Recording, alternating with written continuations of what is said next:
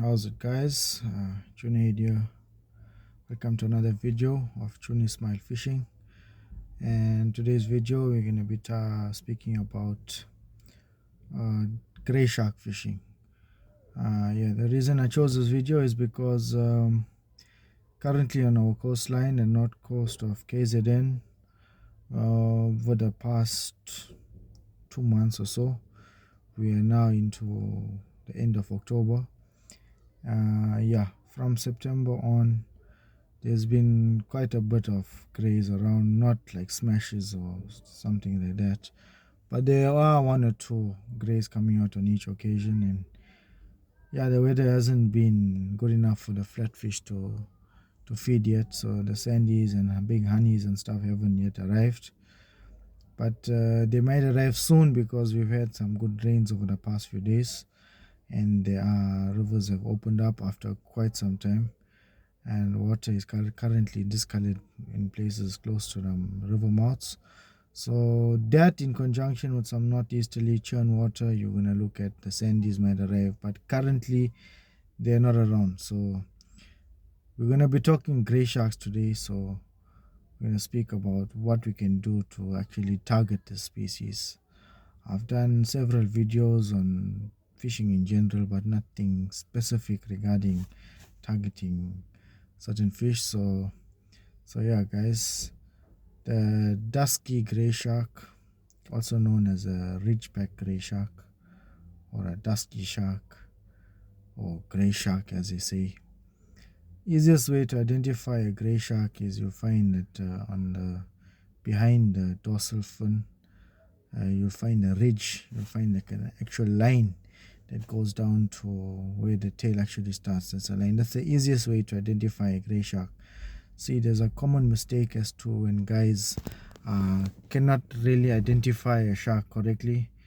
If they catch a mulky, they make it a spinner, or when they catch a spinner, it becomes a gray shark. Or guys, so the easiest way is to identify it with the ridge on its back.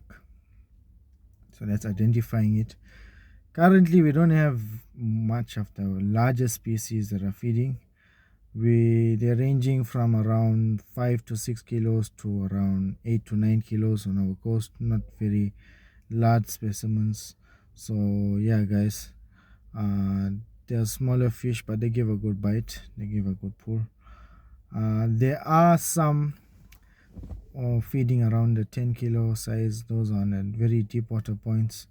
Then they are feeding. So yeah, so I'm going to talk today mainly about targeting the smaller grays, finding a bite, what to do to actually find a bite once they're scarce or stuff. Reason we've been getting these grays is because over the past few weeks we're having a similar weather pattern. We're getting some south wind building up, and then we're getting a flat sea. There's not much oxygen in the water to actually bring those bigger fish in, but yeah, the grays are they are feeding in this kind of conditions, the flat sea. Yeah, so guys, the grays generally like a flatter sea. The flatter the sea, the better it is. So yeah, so gray sharks, the trace that we use is a longer trace. So the reason behind this is because gray sharks are mid-water to surface water feeders. So the longer the trace, the more your bait will be hanging around in that area where they feed. And this is not to say that they'll never feed on a ground bait or something, or a shorter trace. If the grays are around, they'll feed. But we're talking today about specifically targeting them.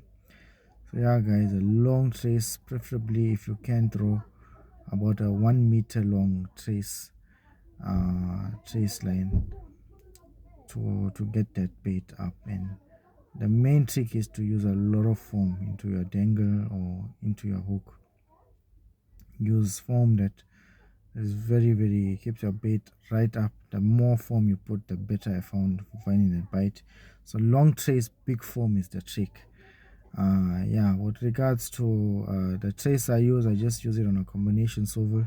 Use a sinker line which is slightly lighter, but just be careful when you're using a very light sinker line. The grays usually sometimes bite the sinker line off, or when they're feeding into, when you're bait is actually high up in a water line, it can go into your sinker line, and when you get a bite of something, you just find your sinker is cut off. Yeah, guys, so keep your trace as long as possible. Don't use a straight nylon trace. It is possible to land them, but grays have sharp teeth and they can bite you off. So what I like to use is a short bite trace, not too long, because it's a small fish. You want to keep your hook line moving around as best as possible. So if you use too thick of a wire, I found that it slows down the bite in actually finding these grays. So use around 90 pound to 120 pound. If you use 60 pound too, it's fine, but 60 pound a bit light. I'd say use 90 pound, which is perfect. Don't use you can use, I use the bleeding wire of 90 pound that has good movement and you don't get bitten off. If it grazes off and stuff, you just make another trace. I actually use the size hooks I use for this, for the sharks in the 6 to 8 kilo range, is a 6 or 7 hook. I use a circle hook, yeah, but if you're using a J hook, you can use a 8. Try not to use a double hook, double J, because if there's grays, usually if they bite this and it swallows, and you find one J goes right in, and it's a mission to take it out, and then you get risk of getting bitten on your hand if you try to get that hook out from deep in. So I like to use circle hooks. I like to use a dangle. Dangle gives it more movement in the water, finds that bite faster. So yeah, guys, 7 hook is perfect. In fact, I use 7 hooks for fishing for sandies, honeys, grays, everything.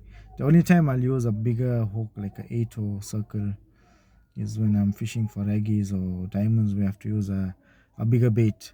So if you're using a bigger bait, you go bigger hook. So that's how it works. If you're using a smaller bait, you use a smaller hook. So if you use a big bait and a small hook, your hookup rate is going to be lower, because the fish actually, it takes time into biting that bait and you can't find the hook. And you don't want to use a too big hook into a too small bait, then you can't hook the fish. So it must be having that kind of, it must match each other, the size of the hook and the size of the bait. So using a 7 hook, a mackerel head or a red eye head with some cutlets is fine. That's gonna be okay. Yeah, guys, so that's how I like to use dangles with high foam. Another trick I use to getting this bite on this graze is putting a rattler into the dangle. You can put that dangle into the rattler into the dangle and tie it up, put some foam over it also. Yeah, guys, and that rattler, it actually, once there's movement in the water, it creates some vibrations in the water, and yeah, you find that bite. So yeah, FMJs are not really necessary unless you're fishing into a really rough, rocky terrain. But I found when you're targeting the smaller grays that FMJ is a bit heavy for it. You might struggle to find a bite. The lighter, the better for the smaller grays. Remember, the species are small. In fact, I've tagged about hundreds of grays, and the smallest gray I've actually caught was around a 60 centimeter pre-cord length. Yeah, so these grays are young. They haven't reached maturity level. In fact, the gray shark only reaches maturity level at over 100 kilos. So yeah, the main ones we catch here are the female grays, around 5 to 8 kilos. They're still pups. I'd say around a year old or so. I'm not 100% sure of that, but yeah, they're young species. Yeah, guys, once you catch a gray, the best way to handle the gray shark is to hold it by its pectoral fins, the fin from the side. So once you land it, you hold that fin close to its mouth. It can shake its head and stuff. That's not good. No, you're not gonna bite you. The worst way to handle a gray is hold his tail. Once you hold his tail, that guy can zap you. I've had an incident once where I've been bitten by a gray. I ended up having 20 stitches on my leg. So that was an accident, unfortunate accident. I was holding it and running and it slipped off my hand. It gave me stitches. I had to, yeah, stop that trip immediately. But yeah, guys, if you hold it by its pectoral fins, you take your pliers, you remove your hook, get it back into water as soon as possible. There's no problem. Yeah, guys, and the best bait for this targeting grays, I found any fresh bait. They're not really fussy. A mackerel head, a red eye head, bonnie cutlets. You're looking, even use choker, use prawn, use those grays, they chow anything. So they even chow a live bait. If you're putting a live bait out, a live blacktail, live carantine, live mullet, live mackerel or whatever it is, they feed on it. So yeah, guys, these grays are aggressive feeders, and you'll find a gray bites differently. At times you'll find they'll just bump and come loose. You wind as quick as possible, and thereafter you strike the fish. Or you'll find it just press you flat down. So there's different ways in which grays bite, guys. So they usually give a lot of head shakes, and head shakes are usually in the water trying to remove the hook. So they're trying to escape. Best way is, guys, catch and get a picture. When you're holding a gray, hold it by its pectoral fin, lift it up slightly, get your pictures and send it back. So yeah, guys, place to look out for them for when you're catching them. They feed in waters that are relatively deep. They won't bite into very sandy or shallow waters. So yeah, just look out for them. They're on the feed at the moment. Get your pictures and send them back, guys. Hope this video helps you targeting the grays. Yeah, tight lines, guys, and all the best. Sure.